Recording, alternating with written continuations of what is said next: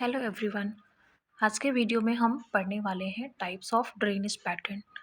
हमने already discuss किया था कि ड्रेनेज पैटर्न्स के टू टाइप्स होते हैं, discordant drainage pattern and concordant drainage pattern. तो आज हम पढ़ेंगे डिस्कॉर्डेंट ड्रेनेज पैटर्न के टाइप्स। डिस्कॉर्डेंट ड्रेनेज पैटर्न के टाइप्स दो होते हैं, एंटीसीडेंट एंड सुपर इम्पोज। तो पहले हम ये समझेंगे कि डिस्कॉर्डेंट ड्रेनेज पैटर्न होता क्या है। तो सबसे पहले इसके बारे में हम समझेंगे क्या होता है discordant. It does not correlate to the topography and geology. तो वो रिवर्स जो डिस्कॉर्डेंट ड्रेनेज पैटर्न फॉलो करती हैं, उनका जो ड्रेनेज पैटर्न होता है, उनका जो पाथ होता है, वो इस बात पे डिपेंड नहीं करता है कि वहाँ की जोग्राफिकल जो सिचुएशन है वो क्या है, वहाँ की टोपोग्राफी क्या है, वहाँ की जियोलॉजी क्या है। इस बात से उन पे कोई फ़र्क नहीं पड़ता है। रिवर्स जो उनकी इनिशियल पाथ होती है वो उसी को फॉलो करती हैं और अपने इनिशियल पाथ से डाइवर्ट नहीं होती, सिचुएशन कोई भी हो। इनिशियली वो जिस पाथ पर फ्लो करती आई हैं, जो पाथ वो फॉलो करती आई हैं, आगे भी उसी ही पाथ पर वो बहेंगी, भले ही वहाँ पे उनकी जोग्राफिकल सिचुएशन में कोई भी चेंजेस हो। अब हम देखेंगे एंटीसीडेंट ड्रेनेज क्या होता है, इसमें कौन सी रिवर्स आती हैं। A part of a river slope and the surrounding area gets uplifted and the river stick to its original slope। तो जैसा कि हमने पहले ही डिस्कस किया है कि जो भी डिस्कॉर्डेंट जो ड्रेनेज पैटर्न में जो भी रिवर्स आती हैं वो अपनी इनिशियल पाथ से डाइवर्ट नहीं होती हैं, डेविएट नहीं होती हैं, वो उसी को फॉलो करती हैं, उसी पे स्टिक रहती हैं। तो यहाँ पे वही लिखा हुआ है, a part of a river slope. तो वो उस जिस स्लोप पे बहती हुई आ रही हैं वो उसी पे बहती हैं, irrespective of the surrounding area gets uplifted. तो अगर हम हिमालयन रिवर का एग्जांपल लेते हैं, तो वो रिवर जो हिमालय के बनने से पहले अपनी जिस जिस स्लोप को फॉलो करते हुए जिस जगह पे वो बह रही थी, जिस पाथ पे वो बह रही थी, तो जब टेक्टोनिक अपलिफ्टमेंट होता है और जो हिमालय का फॉर्मेशन होता है, तो वहाँ का जो स्लोप होता है, वहाँ की जो ज़मीन होती है, वो ऊपर की तरफ अपलिफ्ट होती है। ओके। तो अपलिफ्टमेंट के बाद भी वहाँ पे जो नदियाँ ऑलरेडी बह रही होती हैं वो अपने पाथ को चेंज नहीं करती हैं, वो उसी पाथ पे स्टिक रहती हैं और ओरिजिनल स्लोप को ही फॉलो करते हुए वहाँ पे बहती रहती हैं। जब एरिया का अपलिफ्टमेंट होता है तो जो रिवर्स होती हैं वो वर्टिकल इरोजन करती हैं, वर्टिकल इरोजन और वर्टिकल डाउन कटिंग करती हैं।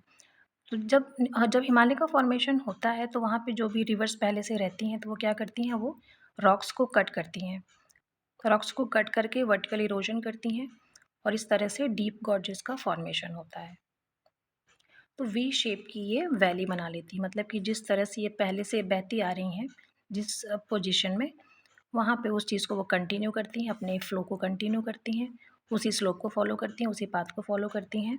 वर्टिकल इरोजन होता है और डीप गॉर्जेस का फॉर्मेशन होता है। क्योंकि जो एंटीसीडेंट रिवर्स होती हैं वो अपने पाथ को कभी भी बदलती नहीं हैं। इनके पास ऑप्शंस होते हैं कि जब अपलिफ्टमेंट होता है हिमालय का, तो जब एरिया अपलिफ्ट होता है, ऊपर उठता है, तो इनके पास दो ऑप्शंस होते हैं। ये चाहे तो अपने पाथ को चेंज कर सकती थी, लेकिन ये रिवर्स ऐसा नहीं करती हैं, इसीलिए इनको कहते हैं एंटीसीडेंट रिवर्स।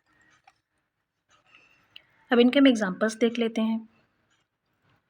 जो भी हिमालयन कुछ रिवर्स हैं जिनको एंटीसीडेंट कहते हैं वो है इंडस, सतलज, ब्रह्मपुत्र, गंगा, और भी कुछ रिवर्स हैं जो कि एंटीसीडेंट रिवर जो ड्रेनेज पैटर्न है उसको फॉलो करती हैं और एंटीसीडेंट रिवर्स कहते हैं इनको।